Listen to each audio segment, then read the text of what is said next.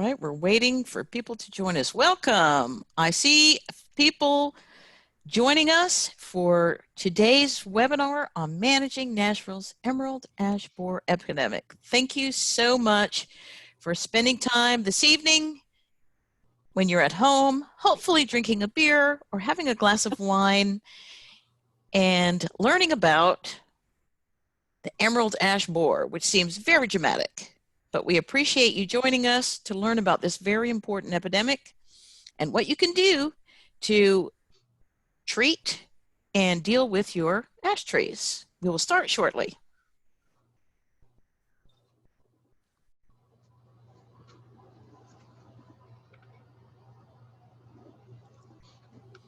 All right, we're going to start here very shortly. Thank you for joining us.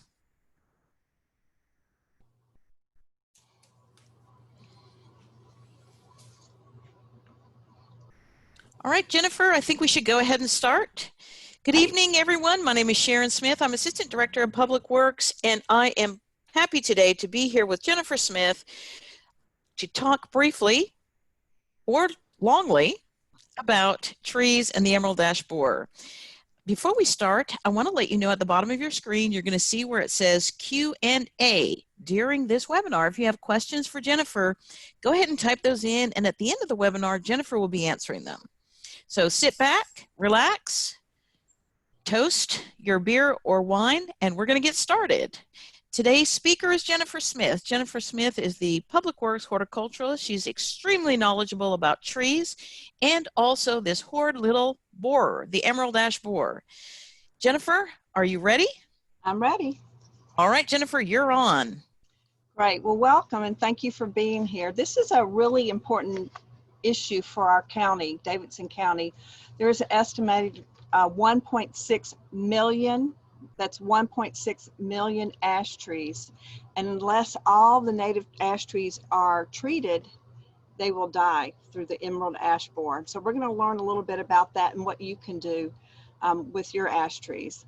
First, also, I wanted to let you know that the Tree Advisory Committee has put out a Managing the Emerald Ash Borer Epidemic in Nashville, and this can be downloaded on our website, trees.nashville.gov, and this is very helpful, and it goes along with the presentation tonight.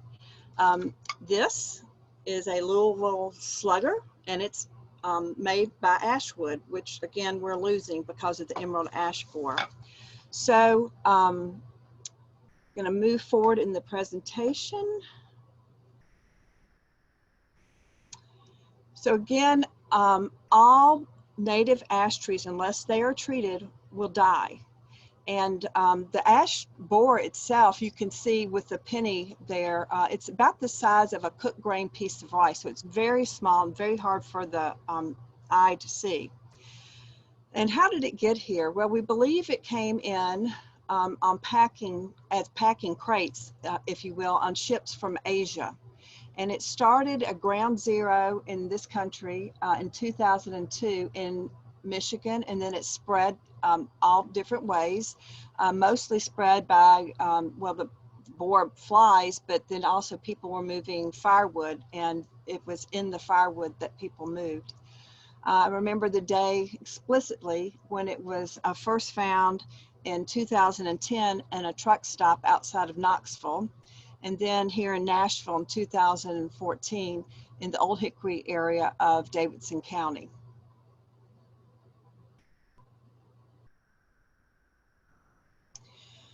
So what is the life cycle of the ash borer? Well, an ash borer will lay, the female will lay its eggs on the outside of the bark, and when they hatch, they will bore into the live tissue of the tree.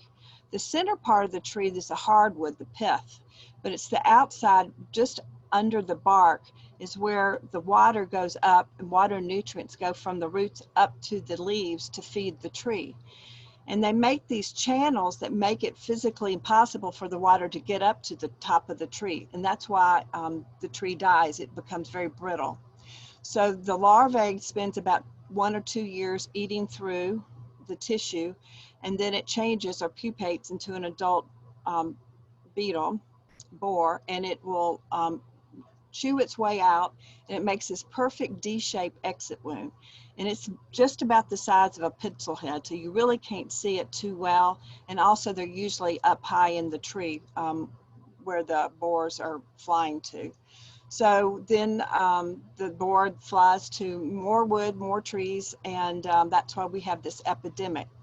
Now we have a death curve that's true in every community that has the ash tree. So when we realized that the tree was here, I mean the ash borer was here, it's been enough years now where we think that there's about a 80% of our trees mortality rate. And so this year, this summer, I think you all have seen, I have seen a lot of death due to the ash trees, in the ash trees due to the borer. So the one question you need to ask yourself is, do you even have an ash tree? What do they look like? They have these leaflets. It's a complete leaf, all these leaflets on one stem. And they have this beautiful, just gorgeous bark. See how gray and diamond shaped that bark is? It's really attractive. And then the younger years, it's more of a smooth bark. And one of the ways that is the best way to help determine, other than the leaflet and the gray diamond shaped bark, is the branches are opposite. So if there's a branch on one side, there's usually a branch on the other side. Those are opposite branches. And you can also, just standing on the ground, look up and see how the branch of your tree is patterned. And then that's another hint if you have an ash tree or not. And they also have these oar-shaped seeds that you might see as well. So is my ash tree infested? Well, again, all ash trees will be, and we're seeing that throughout Davidson County. So you see the dieback, and it's kind of all over the tree. It's not just one branch. It dries out, and you see dieback from all the branches and crowns. And again, this is kind of where we are, what we're seeing right here. So we talked a little bit earlier about the larvae boring through the tissue, and you see that photo here, and that's the live tissue they're eating. And also you see that small D-shaped exit wound. So more signs of infestation. This is when you pull back the bark, you can see these S-shaped tunnels under the bark. One thing that we're going to be seeing soon is this blonding on the trunk. So the woodpeckers are there trying to peck out and get the larvae to eat. And they create this blonding or flecking, as we call it. And you'll be able to just drive down the road and see this off, and you'll know that that's probably going to be an ash tree. Now, all trees have many ways to help them survive and live. And a tree, the ash tree knows it's under attack. It can't get water up to the leaves that it needs, because the water nutrients get to the leaves, a green leaf, and with the sun, it photosynthesizes and creates food, and then comes back down the tree to help feed the tree and the roots. So this tree knows something's wrong, and it needs to create leaves so it can photosynthesize. So they create these small sprouts at the base, and that's another hint, if you will, that your tree has the emerald ash borer. And of course, these vertical splits are another telltale sign, because again, they're just so brittle. So once you know if you have an ash tree, then you need to make a decision. Let's say you have a roof, you've got to maintain your roof and make decisions for it. Well, a tree is the same thing. It's something you need to manage and make decisions for. So you can treat it, you can let it die in place, or you can remove it. And let's review those. So at this point in the epidemic, the best decision is to do chemical injections, which really put shots literally into that live tissue, and you do it all around the tree, and that's only done by a professional. In the years prior, we talked about soil drenching and bark spray, but that's for smaller trees that it's only effective for. But the chemical injection is for 2 years, is a 2-year treatment. Now, I had my ash trees injected this year. In fact, I had a tree that I shared with my neighbor, and she and I split the cost of that injection. But I wasn't ready to make my full decision about what should I do with that tree. So I gave it 2 more years of life so I can decide. So also you can let it die.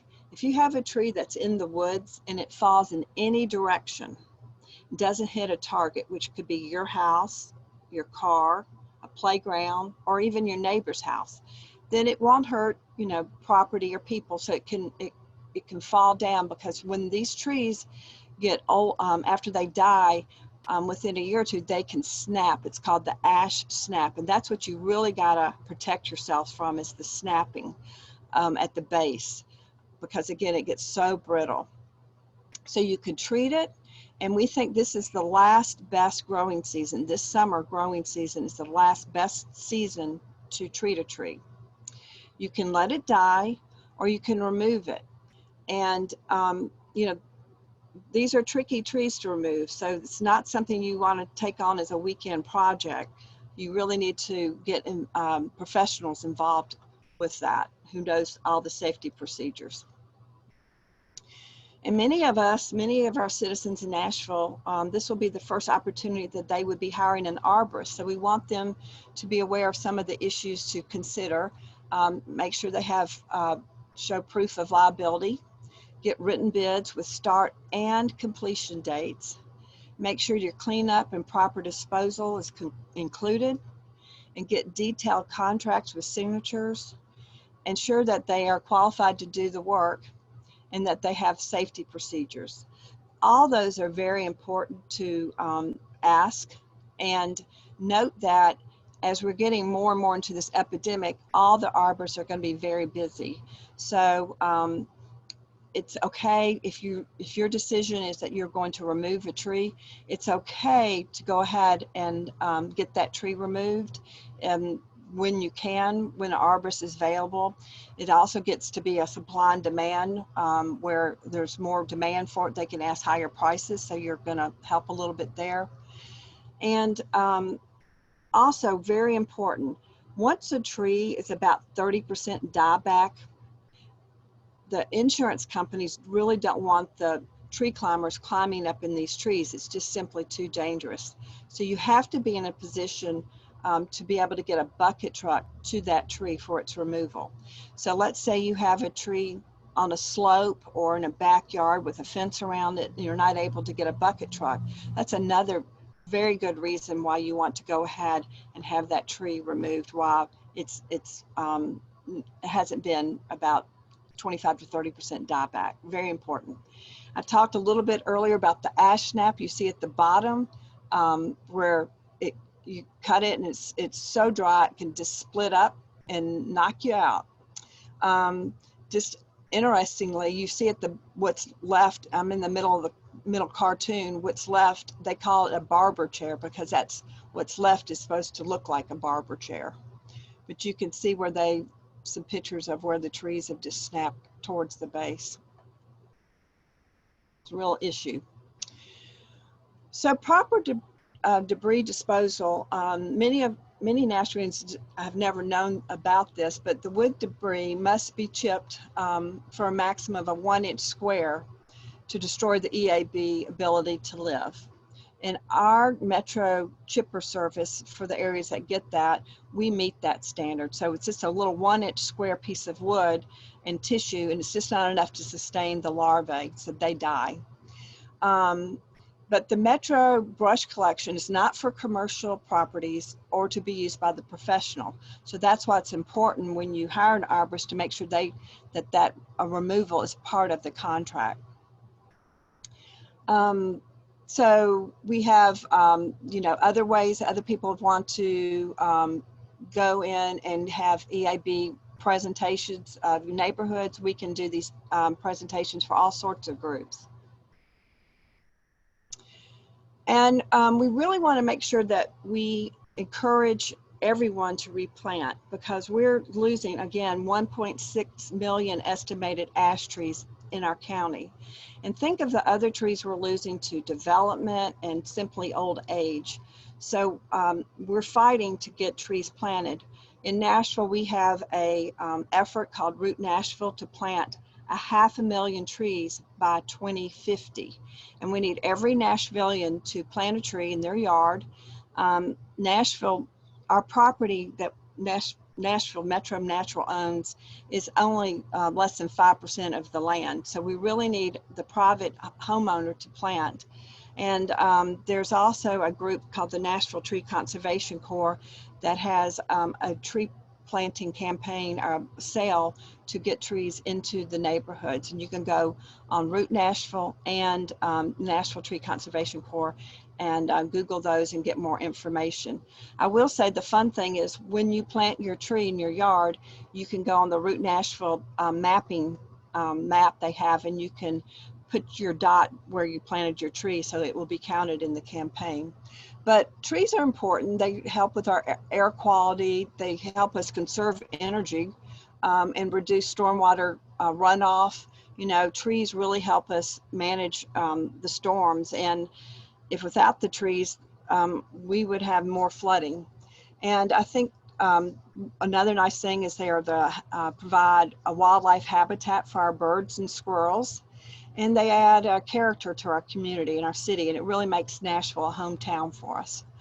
So we want to encourage, very importantly, a variety of trees to be planted, because I know certain cities, when they've had the Dutch elm disease, they would plant, you know, a monoculture, the same type of tree species. And many of the northern cities went back and planted up and down their streets ash trees, and now they're losing those. So you should really think about diversifying what you plant, and think of native plants too. They're good pollinators for the bees. But the right tree, the right place, and consider the mature size. Look up and make sure there's not a utility line there that the tree would grow into. Proper watering. We encourage new planting trees to be watered during the growing season in times of drought for up to 3 years. When you plant a tree, the first year the tree is just getting used to its new environment. So it's sleeping there. It needs to be watered, the root ball and the ground around it, so the roots will go out into the new earth. So it sleeps the first year. The second year, it's getting used to its environment, and the roots will kind of creep out. So it sleeps and creeps.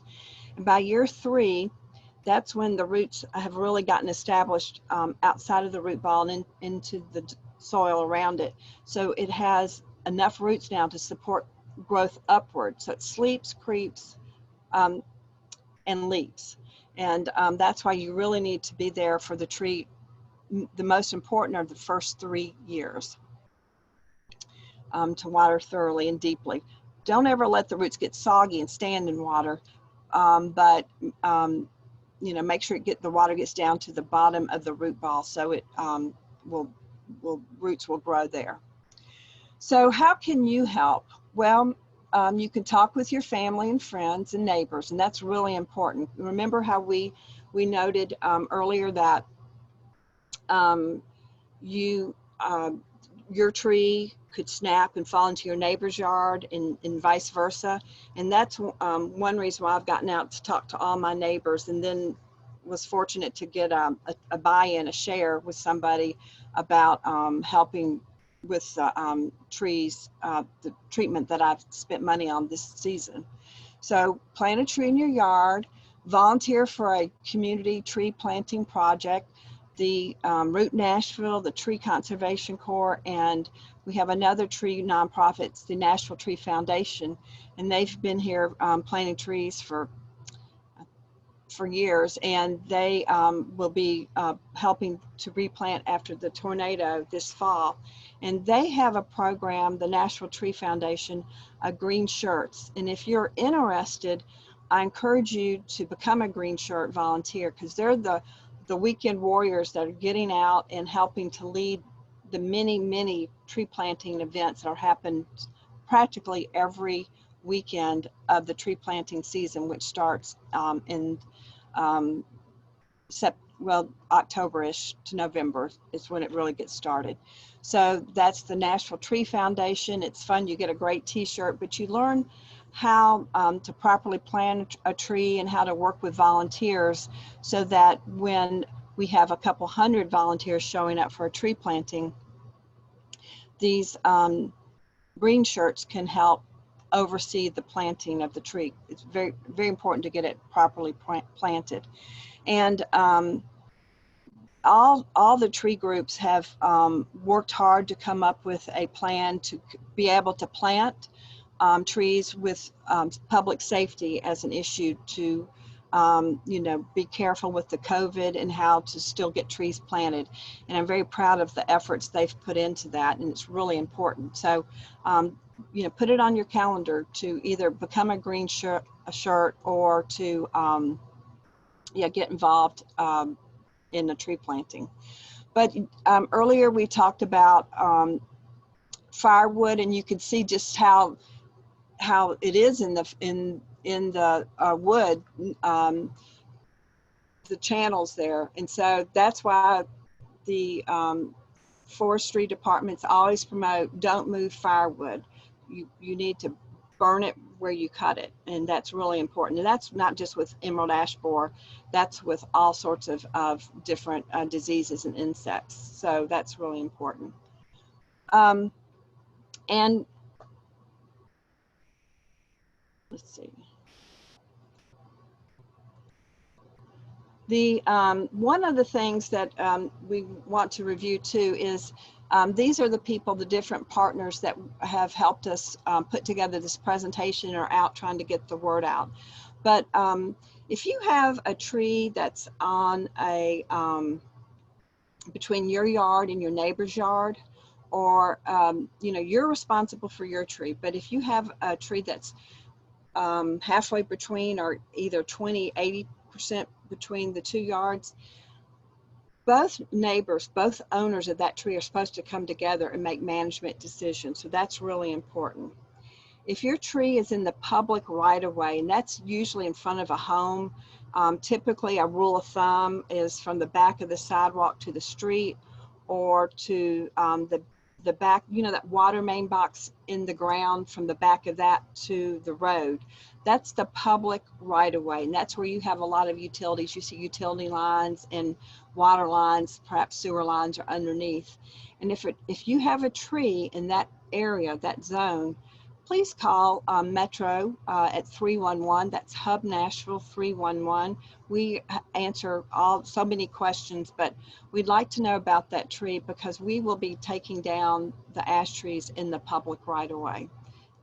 Very important for public safety. So again, if you have a tree halfway between your yard and your neighbor's yard, work with them on that. But definitely, if this tree is in your yard only, be proactive and make your management plans.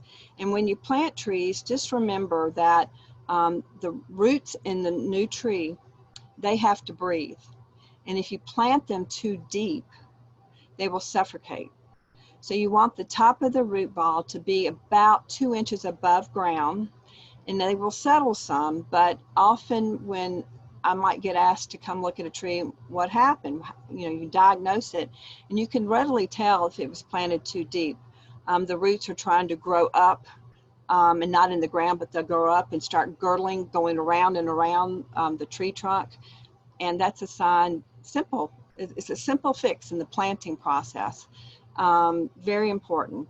And again, the care and the watering for the first 3 years is important. So on behalf of all Nashvillians, I want to invite everyone to plant a tree in their yard this growing season, and we can make a difference. But we really have to get trees planted because we're losing so many.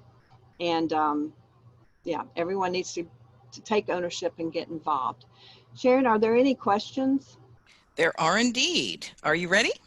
I am ready. All right, the first one starts out with an announcement that came from another state. So let me read this to you. Cities, villages, towns, counties, tribes, and 501c3 nonprofit organizations in or conducting their project in Wisconsin are encouraged to apply for a regular startup 2021 Department of Natural Resources Urban Forestry Grant. The The grants range from $1,000 to $2,500, and grant recipients must match each grant dollar for dollar. A startup grant of up to $5,000 is available for communities that want to start or restart a community forestry program. Grants are awarded to projects that align with states and national goals for increasing the urban forestry canopy and the benefits it provides. Also available this grant cycle is an additional $175,000 federal funding to be used for ash tree removals and replacement. EAB treatment will not be funded with these additional monies. And the question, Jennifer, is does Tennessee offer any programs similar to the one in Wisconsin? I'm not sure who sent that in. In working, that's a question. I have talked with the Tennessee Division of Forestry about that, and they have not implemented that program here yet, but that they were encouraged to do so. So Tennessee is thinking about, or they're just, their people are reaching out to them wanting to see if there's going to possibly be grant money. Is that correct? Well, it's not going to help the individual homeowner, and that's what we really are worried about. Just to backtrack a little bit, about 4 or 5 years ago, I got my first EAB call from someone that had 17 ash trees just in their front yard. And so this is going to be an economic issue for homeowners that have trees. And there's been some effort to start a local nonprofit for treatment and removal that hasn't fully gotten off the ground. But the Tennessee Division of Forestry is the one that's responsible if they implement that grant program in the state of Tennessee. That's interesting. Another comment, people should be aware of the cost of removing a tree versus treating one, which I do think is an important issue, which you kind of addressed earlier. Well, that's a really good point. And there on our trees.nashville.gov, there's some resources that can help you walk through that step. Some people who have so many ash trees are going to say, well, I can only afford to remove, because it can be thousands of dollars to remove trees. I can only afford maybe 1 tree a year to remove. So I'm going to treat the other ones, right? And then next year, I'm going to replenish my budget and I'm going to remove another tree. So you can piecemeal that way to help prolong, the expense. But it's expensive either way. A rough estimate of the injections is $10 per diameter inch of the tree. So you do the math, and this is an epidemic. I mean, this is tough, and that's why we've been out talking about this so long, is to say the sooner you make your management plan, the less it will cost you. But unfortunately, I internalized this years ago. I felt, there's going to be so many people hurting with this. It's true. And I, being a Metro employee, I think, what can Metro do? But at the same time, if a homeowner has an issue with their roof, Metro doesn't come in and fix their roof. So this is a private property owner's issue to deal with. And again, that's why we did this presentation, was for you to know what are the issues you need to be aware of. And again, you can treat it, you can let it die in place, or you can proactively even cut it down. Well, Jennifer, I think you've made some really good points. We've got a few more questions here. Are the oar-shaped seed clusters only visible in spring? Sometimes that's it, but sometimes they linger on throughout the growing season. All right, here we go. I've got another one. My understanding, cut them down. This can be a very costly decision depending on the number and size of ash trees in your property. Ash trees grow quite large. The cost of cutting down a live ash tree can run between $1,000 to $5,000 per tree. Wait until they are dead, and the cost can double due to the danger their brittleness poses to those removing them and the need for specialized equipment to do so, which, Jennifer, you had addressed earlier. And then it goes on to say, treat them. Considering the value and benefit of trees, treating them is a good decision. Expensive, but far less costly than cutting one down, especially if their diameter is 9 inches or greater. Is that inches? My glasses are not working, but I believe that's what it is. It will take 30 years of treating a tree to equal the cost of cutting one down. Injection, which I think you just said, $10 per diameter, which is what I paid to have 53 trees on my 2-acre lot treated. What do you think, Bless them. Jennifer? Well, they're right. And you have to do the math for yourself. You certainly just don't want to let it die in place and snap over and crash into your home or your neighbor's house. So that decision's off the table. So it's what you can afford. Again, if you can't afford to take down your ash tree, you can pay a lower fee to have it injected. Still expensive, I think, for me. And you're just prolonging for 2 years to make that decision of whether you're going to treat it or cut it down. Now, remember that tree won't live forever, so you're just prolonging it to the natural healthy life of that tree. At some point that tree is going to die because of old age. All right. If a neighbor has a beloved large ash tree that is fully within their yard, but has a fall zone in the public right of way, is there a way to register or certify with the city that it is being treated and preserved with trunk injections? That's actually a great question. That is a good question. So we will be removing trees that are in the public realm that we talked about earlier, that zone, that right-of-way zone. If you have a ash tree in the right-of-way and are treating it, you need to let us know at Public Works. You can call 311 and let us know that you're treating that, so that we don't inadvertently cut it down when we were able to cut the ash trees down. But if the tree is fully in someone's yard, past behind the right of way, they are responsible for that tree. Now, you might say it could come into your house as well. And so that would be a discussion you'd want to have with your neighbor, and maybe even send them a certified letter to say, this, I'm concerned about this issue. But that's legal advice and stuff like that, which we don't really go into. But that, I just want to let you know that this is a concern, that you need to have open communication with your neighbors. And I have a lot of neighbors, and one I've never really talked with much, but we struck up a conversation around the emerald ash borer, and yeah, it was good. It was a positive thing. All right, Jennifer, quick question for you. Do the treatments get less and less expensive over time? Well, you have to inject it every 2 years, so you're still paying that $10 a diameter inch every 2 years. If they, there's a lot of new research coming out with all this, and maybe they'll find a treatment that could last longer than 2 years, and that would perhaps make it cheaper. But every 2 years, you've got to, 18 months to 2 years, have your tree retreated. All right, we got another question here. I understand that injections were or are best done in the spring as ash trees are still leafing out. But is it still effective to have tree trunks treated during the summer? That's actually a really good question. Yes.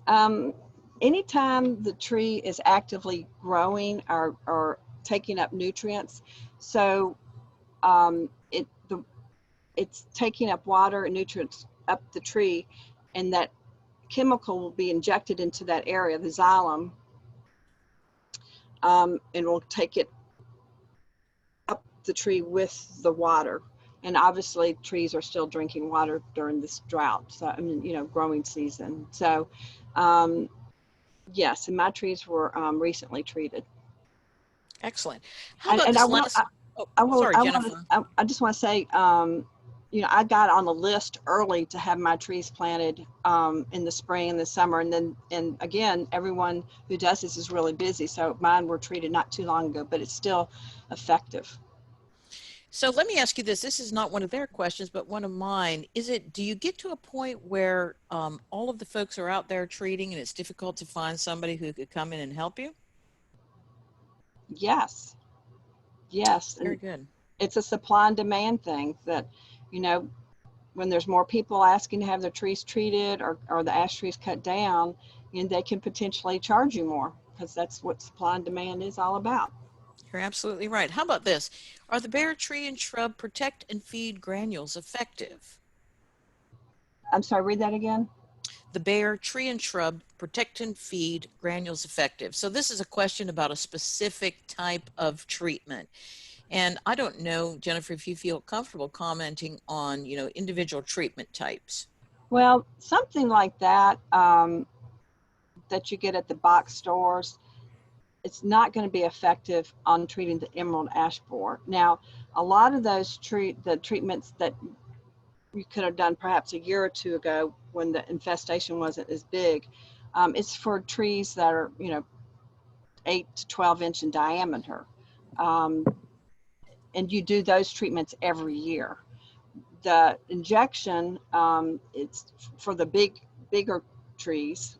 It can, because you do it all around the tree, and it's proven to be very effective. But the other ones, something like that, I'm not sure exactly of the granular. I guess you could put it in soluble water and be a soil drench. But it's, for all the people I've talked with, you're not 100% sure guaranteed it's going to be effective. Where a lot of the injection, when done correctly, it gets the chemical right up into the tree, so it's taking it up. All right, Jennifer, I believe we have reached the end. We've had a few comments for folks that are interested in looking into the Q&A and seeing some comments that other people have put in there. Jennifer, do you have any parting thoughts for us? This has been really good information. It's timely information, and it's something that if you have an ash tree or ash trees, you really need to start thinking about. It's something you should have started thinking about already, but if you haven't, now is the time. Jennifer, give us some parting words here. Um, so this epidemic is real. I know we have a pandemic, but we also have an epidemic going on. And please get out and talk to your friends and neighbors about this. We've had inserts in the water bills and our electric bills. We've been doing this program. We have our brochure. We're getting out. But not everyone knows about it, and we need your help, and you can direct them to trees.nashville.gov, our website, where our brochure and other information is located. We'll be doing more of these webinars on the emerald ash borer, and just have them that's going to be posted on that website. It's important, but I appreciate your interest in being here today, and I thank you. Thank you, Jennifer, and thank you to everybody who spent time on this Wednesday evening to think about trees and what we can do to protect trees in general, but also how we can address the issues with our ash trees and the emerald ash borers. I thank everybody for joining us. Jennifer, thank you so much. You're so knowledgeable. Just so everybody knows, Jennifer is also doing tree talk sessions. We did one yesterday, and we're hoping to do them monthly, which will be interviewing and talking to different people on various tree issues. We're going to be posting them on our website at trees.nashville.gov, and we encourage everybody who loves trees and sees the importance of us growing our tree canopy in Nashville to join us. Thank you so much, Jennifer. Thank you to everybody who joined. Have a great evening.